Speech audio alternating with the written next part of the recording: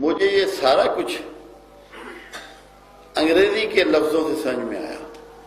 اسلام کی بہت بنیادی اکائیاں انگریزی کے الفاظ کی وجہ سے سمجھ میں آئی۔ دائیں کو رائٹ کہتے ہیں، دائیں کو رائٹ کہتے ہیں۔ اب رائٹ کے دو معنی، دونوں کمال ہے۔ ایک کا مطلب ہے درست، ہی از رائٹ، وہ درست ہے، تو اور دوسرے کا مطلب ہے رائٹ میں نے حق، یہ اس کا رائٹ ہے، یہ اس کا حق ہے۔ حق ہمیشہ درست ہے، انگلش کا لفظ یہ بتا رہا ہے۔ حق ہمیشہ درست ہے، انگریزی کا لفظ ہمیں یہ بتا رہا ہے، اور جو حق پر ہیں وہ درست راستے پر ہیں۔ اور لیفٹ کا مطلب ہوتا ہے چھوڑنا۔ جنہوں نے حق چھوڑ دیا وہ لیفٹ والے ہیں۔ لیفٹ کا مطلب چھوڑنا، جنہوں نے اللہ کو چھوڑ دیا وہ لیفٹ والے ہیں۔ اللہ نے جن کا بازو چھوڑ دیا وہ لیفٹ والے ہیں۔ جنہوں نے امید کو چھوڑ دیا وہ لیفٹ والے ہیں۔ امید ایمان ہے، حق ہے۔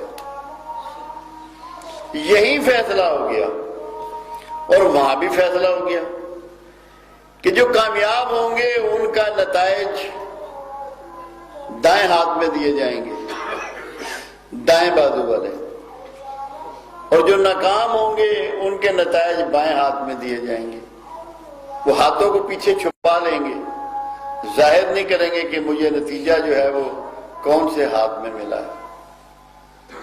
تو رائٹ اور لیفٹ میں سارا فیصلہ بنا ہے، چھپا ہوا ہے، اور سورہ واقعہ میں پروردگار عالم نے اس کو آپ کے سامنے کھول کے بتا دیا۔ اب تین گروہوں کا ذکر اس میں ہوا، دائیں بازو والے، بائیں بازو والے، سبقت والے، سبقت لے جانے والے۔ یہ جو سبقت لے جانے والے ہیں نا، یہ صوفی ہیں،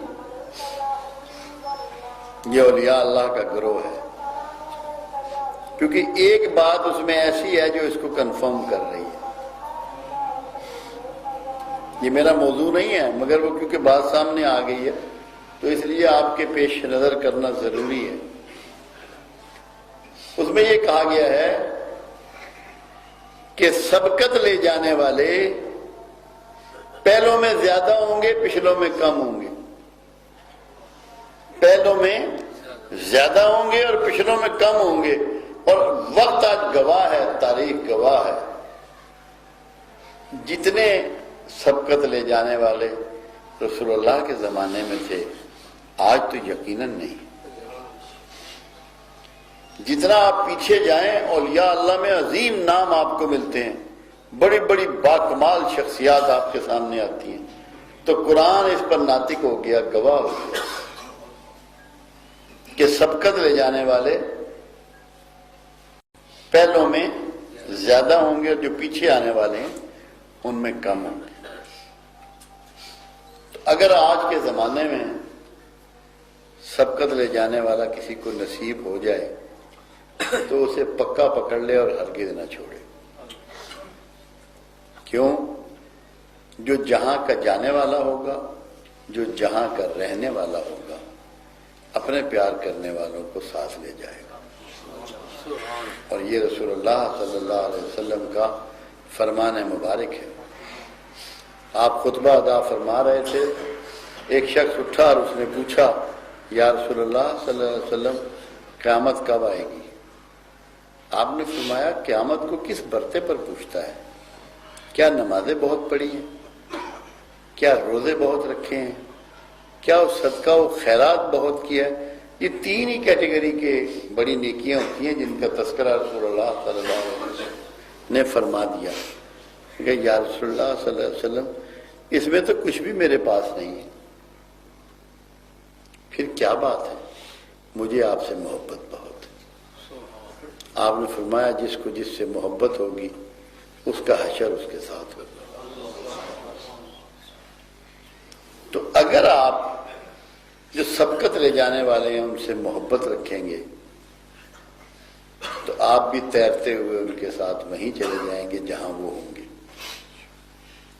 اور اسی بات کو سمجھانے کے لیے پروردگار عالم نے قرآن میں خاص حکمت ہے، کوئی ایک مضمون ایک جا نہیں ہے۔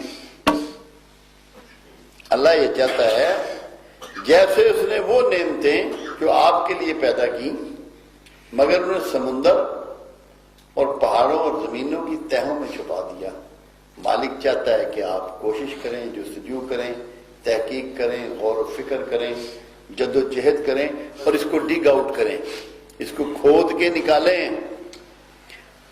تو جب چھوٹی نعمتوں کے لیے اس کا یہ اصول ہے، وہ بڑی نعمت جو اس نے آپ کو عطا کی اس کا نام قرآن حکیم ہے۔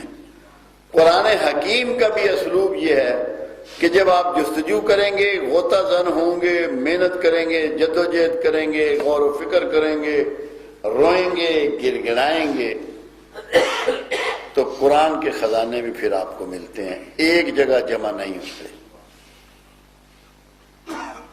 تو سبقت والوں کے ساتھ ہو جانے کے لیے قرآن نے بھی ایک روٹ آپ کو دیا۔ سورہ کہف میں اصحاب کہف کہ ان کے ساتھ ایک کتا بھی ہے، کتا نجس ہے، جس کے لیے یہ ہے جہاں کتا ہو وہاں رحمت کے فرشتے نہیں آتے، وہاں رحمت کے فرشتے نہیں آتے۔ مگر یہ کیسا کتا ہے جو جانب جنت مسافر ہے؟ یہ بھی تو کتا ہے، اس کی نجاست سبقت والوں کے ساتھ مل جانے سے جاتی رہی، نجاست ہی ختم ہو گئی، کتا ہونا ہی ختم ہو گیا، وہ شرف میں تبدیل ہو گیا، کیونکہ وہ جڑ گیا، وفادار ہو گیا سبقت والے گروہ کا۔ تو اس زمانے میں اگر آپ کو مل جائے، قرآن یہ کہتا ہے کہ اگر تمہیں میرا کوئی بندہ مل جائے تو پکا پکڑ لینا، اس کو چھوڑنا مت، اتنے مضبوطی سے پکڑنا کہ جب اس کی روح اوپر کو جا رہی ہو، اللہ کے مقرب بندوں کی روحیں اوپر کو اٹھتی ہیں، تو تمہیں بھی اپنے ساتھ ہی لے اٹھے۔ اور ویسے بھی تو ایک اصول ہے، کبھی سوچیں اگر ایک اتنا سا لوہے کا ٹکڑا میں بھرے سمندر میں ڈالوں فوراً ڈوب جائے گا۔ بھرے سمندر میں کتنا پانی ہے، وہ لوہا تیر نہیں سکتا، اور ٹنوں لوہا اگر جہاز پہ رکھ دوں تو سب تیرے گا۔ تو یہ روحانی جہاز ہیں، ان پہ چڑھ جانے کی کوشش کرنی چاہیے۔ یہ سبقت والے گروہ میں ان کے قریب ہونے کی کوشش اور جستجو ہمیں کرنی چاہیے، تاکہ کتنا ہی بھاری بوجھ ہمارے گناہوں کا ہو، غلطیوں کا ہو، کوتاہیوں کا ہو، وہ سارا یہ جہاز اٹھا لیتے ہیں۔ تو یہ سورہ